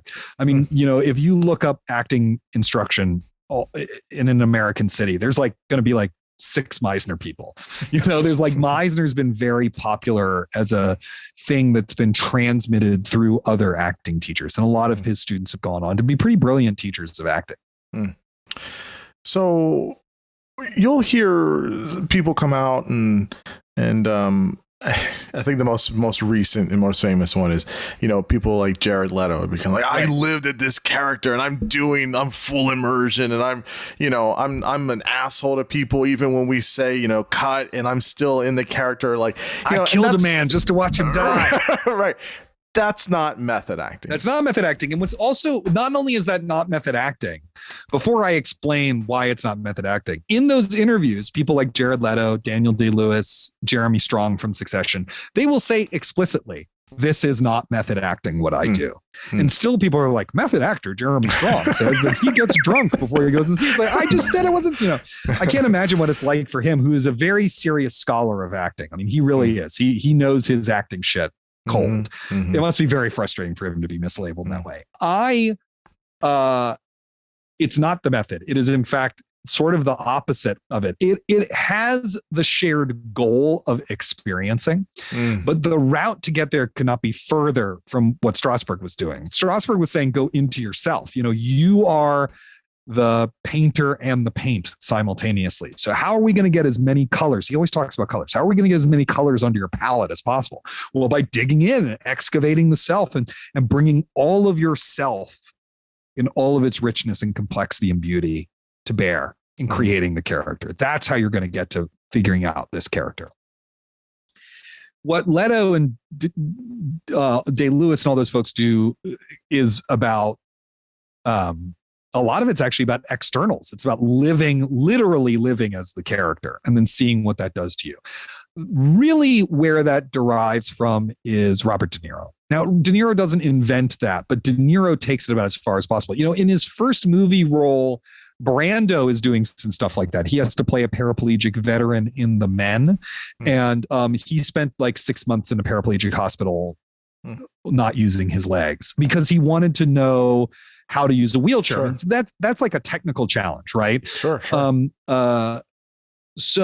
But Robert De Niro over the course of the 70s really pioneers this way of acting that has to do with deep research, interviewing people who come from the same background as the character. When he plays a baseball player, he learns how to play baseball, which he never played before. He adopts that physical training regimen. He learns how to chew tobacco. He buys his own props and costumes and wears them on set and demands to wear them on set. This is for Raging Bull, right? That was for Bang the Drum Slowly. For Raging Bull, he takes it even further. With Raging Bull, he learns how to box. That was his project. He optioned the book. He hired Scorsese. He and Scorsese actually did the final draft of that screenplay as a full rewrite that he and Scorsese did together. Wow. It's really his baby. He also very famously gains and loses a large amount of weight over the course of filming the movie. Because he's playing the character in two different times of his life. And so to play the late in life character, he gained 60 pounds, doing what I think all of us would love to do for a part, eating his way through restaurants in France and Italy. What could be worse than that, right? Right. And so, De Niro is catapulted to the top of the profession. He wins best actor for Raging Bull in 1980. He's talked about as the greatest actor of his generation. And lo and behold, he was also a member of the Actors Studio. And, the Strasberg folks were very happy to take credit for him. But De Niro actually studied with Adler. And you can almost view his way of approaching the character as taking Adler's ideas about as far as a human being could possibly take them, and probably further than even she would say was wise, right? But he takes them really far. He achieves these great things, and then he becomes this huge influence on all the other actors who come after him. So when actors are doing that stuff, they're not really doing the method; they're doing De Niro's method. Is there? I mean, just I guess on this, is there a space where it's too far? Is it, people talk about, I'm trying to blank, Heath Ledger, right? And right. how far he took it. People have said the same thing about Daniel Day-Lewis, where, he's, again, like, I think he did it on There Will Be Blood. Right. How, he was that person, lived in that character for, 6 months or whatever it was. Like, is it too much? Like, is that necessary? Or maybe for them it is, but I mean, you can have good actors and they don't have to do full immersion like this. I mean, how do we parse this out? I don't know, because I think necessary is sort of in the eye of the beholder. Do you know what I mean? Sure. There are times when that kind of behavior leads to an unnecessarily difficult or unsafe work environment for the other people that you work with. Right. And in those cases, I think we should be very clear that it's like, I don't know that that's worth it to do that. I mean, and yeah, I mean, I think it's a really complicated issue. It's hard to argue with the results De Niro got. Do you know what I mean? It's really hard to argue with Raging Bull and Taxi Driver and Mean Streets and The King of Comedy, for example. It's hard to argue with My Left Foot or There Will Be Blood or Phantom Thread or Lincoln. But I don't think that means that everyone needs to be doing it. I've talked to actors who've worked with Daniel Day-Lewis and said a lot of the stories about him are exaggerated. He's perfectly capable in the makeup trailer of sitting around and joking with you, and then he can turn it on and off or whatever.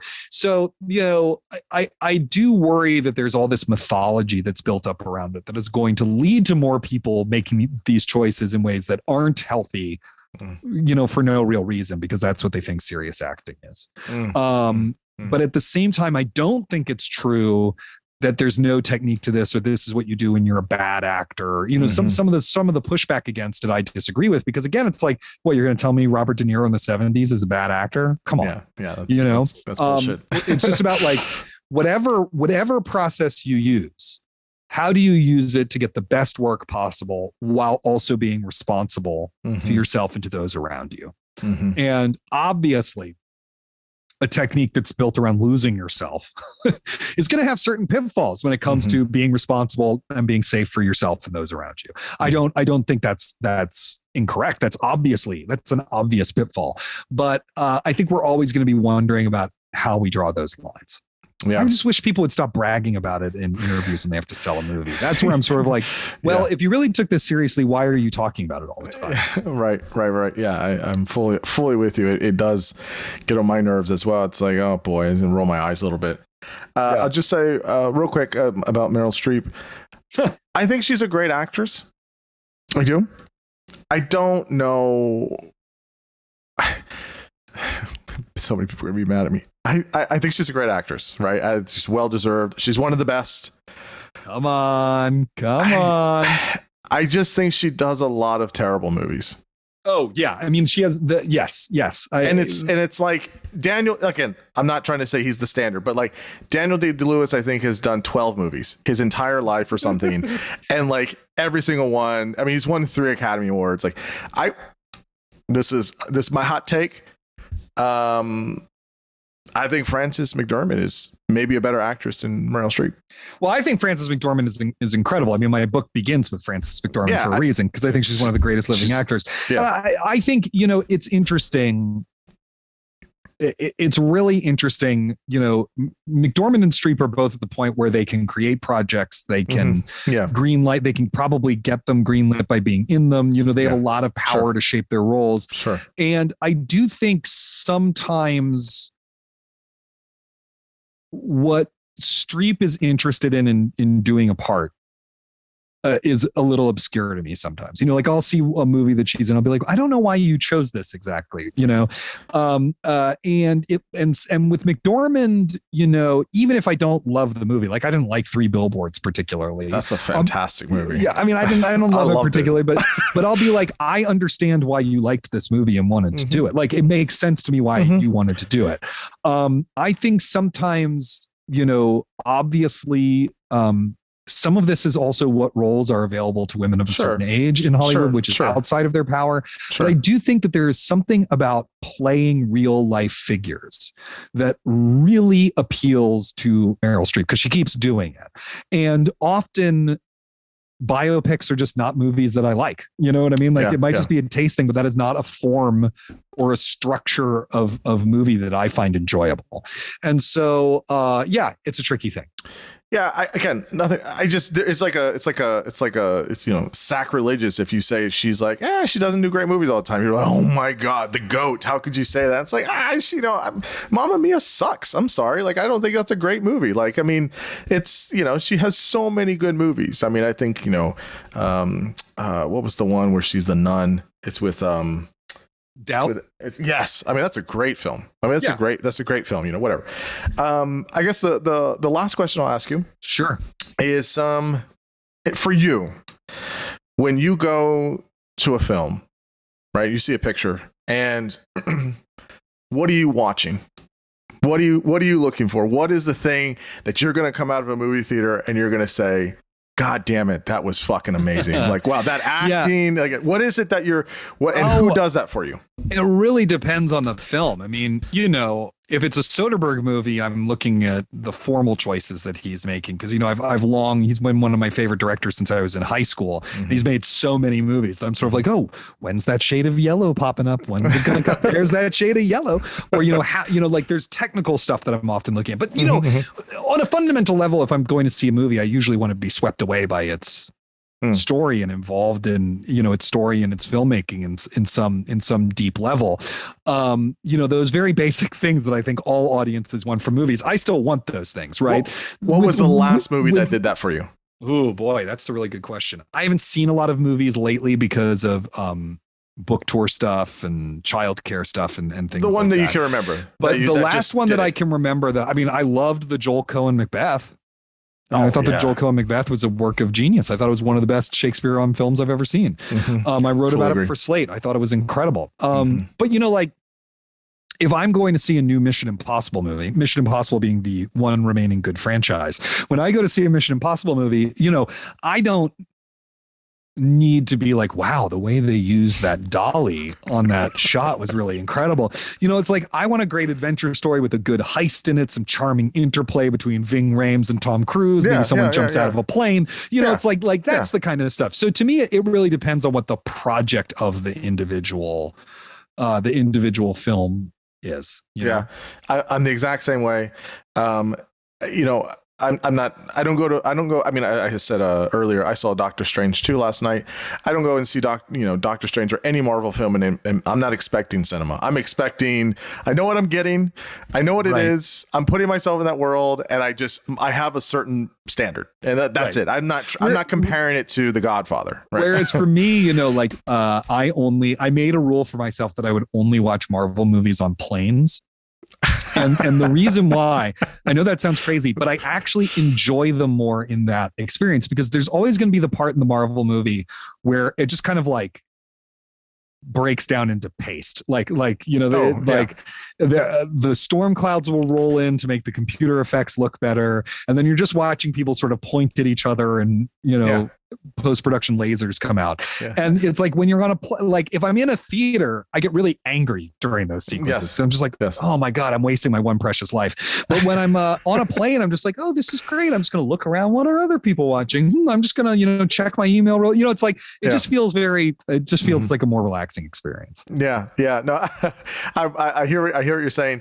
I would say, there are certain films though that I will see, and I'm expecting, when I see Alfonso Cuarón, when I see Almodovar films, when I see Iñárritu films, like, I'm expecting something, right? Yeah, when you see an Almodovar film, obviously you have some thoughts about like, oh, what's the color scheme going to be like? How is he going to use auto fiction within this realm? He's one of my favorites. He's one of my favorites, and I saw the most recent one not that long ago, and I still haven't seen it. Although I could have watched it on a recent plane, and then I was like, I can't watch Almodovar. Yeah, see, I cannot watch an Almodovar movie on a plane. There's no way. Yeah, come on. But I totally agree with you. I kind of also the same, look for different things. And I also, as I've gotten older and studied, casually kind of film and stuff, I watch it differently now. So I'll look, I always say in another life, I'd be a cinematographer.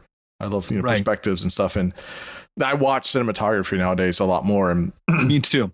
In Macbeth, the Coen brother movie, it was, insane. I thought the cinematography in that film was insane. No, it's so beautiful. It's so beautiful. And the use of those kind of futurist sets was incredible. Carter Burwell's score was one of the best. Very good. Best in a long time. Very, very good. So it was really, really great. So I watch movies differently now. So then I'll go backwards and watch older movies I've seen, and I'll say either two things: wow, this still holds, or wow, why did I think this was good? So it's usually how it goes. Yeah, absolutely. Well, the book is called The Method: How the 20th Century Learned to Act. It's absolutely fantastic. Everybody should go and buy it and read it. Where can people find this, and where can people find you and everything that you're doing? Well, you can find The Method wherever books are sold. If you want to get it online, I recommend you go to bookshop.org, the indie bookstore alternative to Amazon, to support your local independent bookstore. Go there. You can find me. The easiest way to find me is on Twitter. My handle is Parabasis. That's Parabasis, or you can just search for my name on there. That's the easiest place. And then my podcast is called Working. You can get it wherever you get your podcasts, or at slate.com/working. No, that's all wonderful. I will put all that in the notes. Isaac, this was so much fun, man. I could talk to you for so many hours. Yeah, thank you so much. It's great. It's such a blast, and so I can't say enough thanks. Thank you so much. It's been a real blast. Thanks for having me. All right.